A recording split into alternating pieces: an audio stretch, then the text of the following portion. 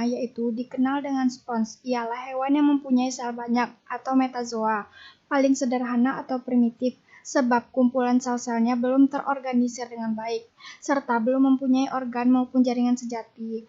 Meskipun porifera tergolong sebagai hewan, tapi kemampuannya dalam bergerak sangat kecil dan hidupnya bersifat menetap. Struktur tubuh dari porifera.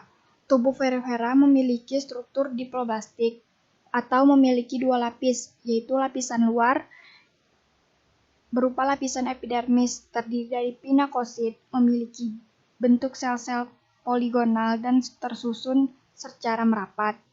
Lapisan sel dalam atau koanosit. Adapun fungsi dari sel koanosit adalah sebagai organ respirasi serta mengatur mengenai pergerakan air. Terdapat juga mesofil atau mesoklea, yaitu antara lapisan luar dan lapisan dalam. Adapun dalam mesoklea mempunyai beberapa organel. Yang pertama itu gelatin protein metrik, terus amubosit yang memiliki fungsi untuk transportasi oksigen dan zat-zat makanan, ekskresi, serta sebagai penghasil gelatin. Arkeosit yaitu sel amubosit yang tumpul dan juga dapat membentuk sel-sel reproduktif. Porosit atau miosit terdapat di sekitar bagian pori dan berfungsi untuk membuka dan menutup pori. Skleroblast yaitu fungsi untuk membentuk spikula, dan spikula merupakan sebagai unsur pembentukan tubuh.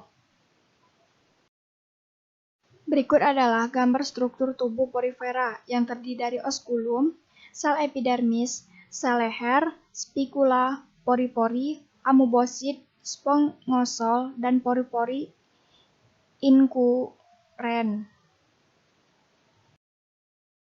Ciri-ciri dari porifera. Tubuhnya berpori, diploblastik, simetri radial, tersusun atas sel-sel yang bekerja secara mandiri, karena belum ada koordinasi antar sel yang satu dengan sel lainnya. Bentuk tubuhnya dapat berupa kipas, jambang bunga, batang globular, genta, trompet, dan lain-lain. Warna tubuh yaitu kelabu, kuning, merah, biru, hitam, putih keruh, coklat, jingga, sering berubah tergantung tempat sinar. Mempunyai rongga sentral atau spongiosol. Hidup secara heterotrof, makanannya berupa bakteri dan plankton. Habitat porifera. Pada fase dewasa bersifat sesil atau menetap pada suatu tempat tanpa mengadakan perpindahan dan berkoloni. Habitat umumnya yaitu pada air laut dan ada juga di air tawar seperti pada famili Sphingolidae.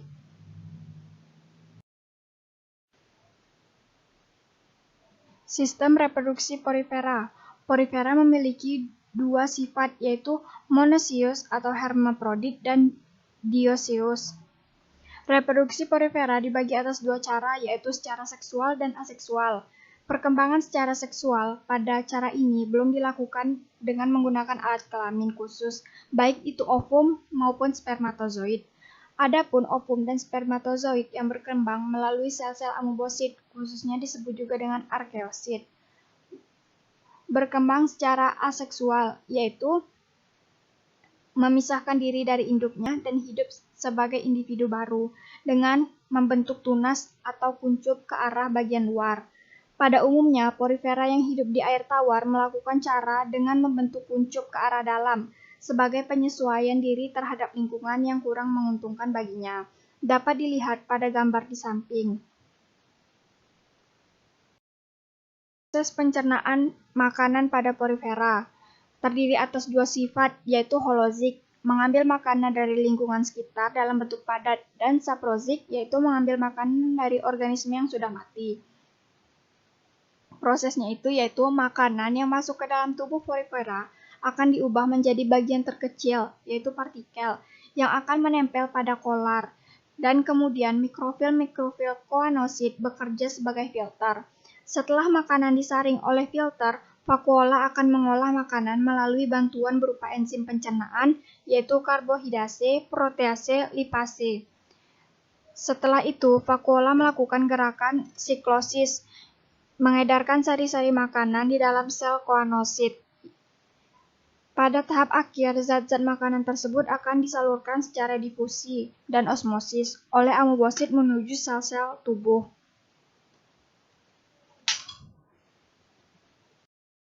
Sistem pernapasan pada porifera.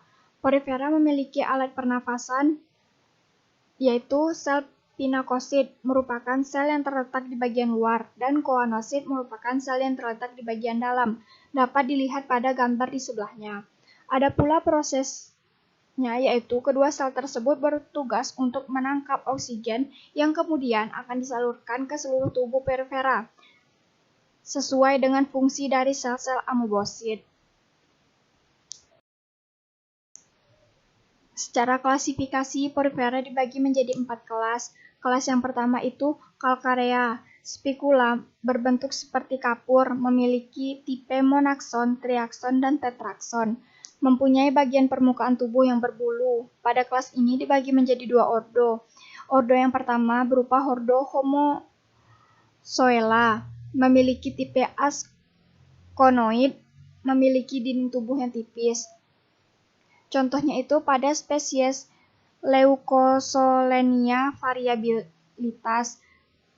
Contoh gambarnya itu terdapat di sebelah. Yang kedua, ordo Heterozoela, tipe sikonoid atau leukonoid, terdapat dinding tubuh dengan struktur yang tebal. Contohnya itu pada spesies Scypha sp. Yang kedua itu pada kelas Hexatinellida, spons seperti kaca, spicula dengan bentuk silikat, hexatinal, sebagian bentuk seperti pada pagar. Beberapa jenis lainnya seperti kaca mempunyai tipe sikonoid, adapun bentuk tubuh pada kelas ini silindris, datar, atau bertangkai. Memiliki 2 ordo. Ordo yang pertama yaitu Hexateropora, mempunyai karakteristik seperti spicula berukuran kecil. Contohnya itu pada spesies Euplectella aspergillum. Ordo yang kedua yaitu Ampidiscopora.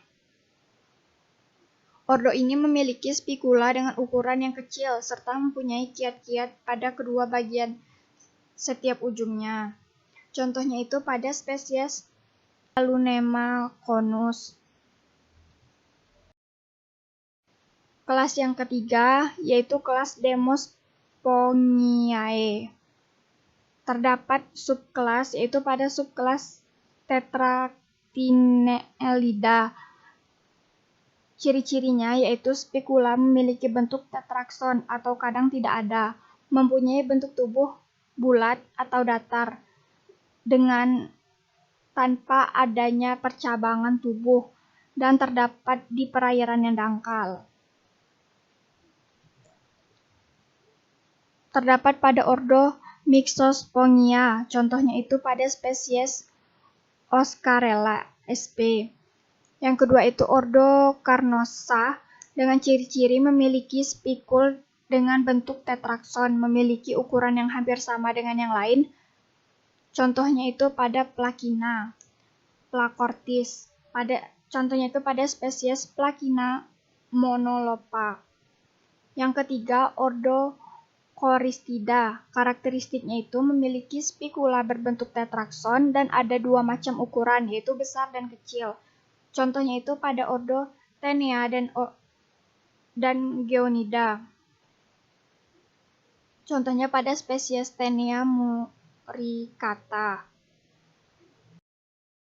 Subkelas yang kedua yaitu Monaxonida, memiliki ciri-ciri spicula monakson. Kadang-kadang berserat seperti spons, memiliki bentuk tubuh yang sangat beragam. Terdapat di tepi pantai yang memiliki kedalaman hingga 45 meter. Contohnya itu pada ordo Hadromerida.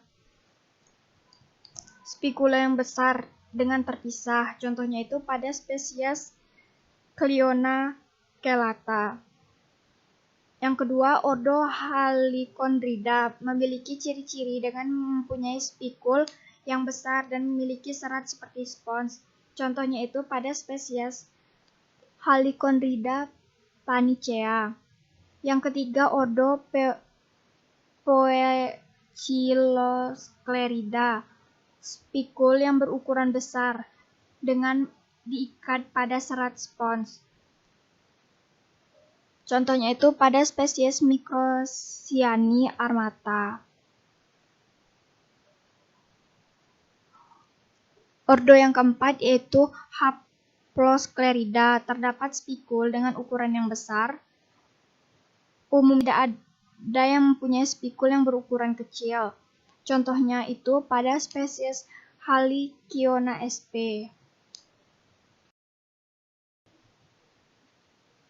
Subkelas yang terakhir yaitu subkelas Keratos, merupakan bagian dari ordo Dictyoceratida. Rangkanya terdiri dari serat spons yang memiliki kandungan zat tanduk di dalamnya dan tidak mempunyai spikul, memiliki bentuk tubuh yang bulat, terkadang ukurannya besar kecil. Adapun warna bagian ini gelap, kebanyakan hitam. Contohnya itu pada ordo Dictyceratida, pada spesies Pilospongia lamellosa.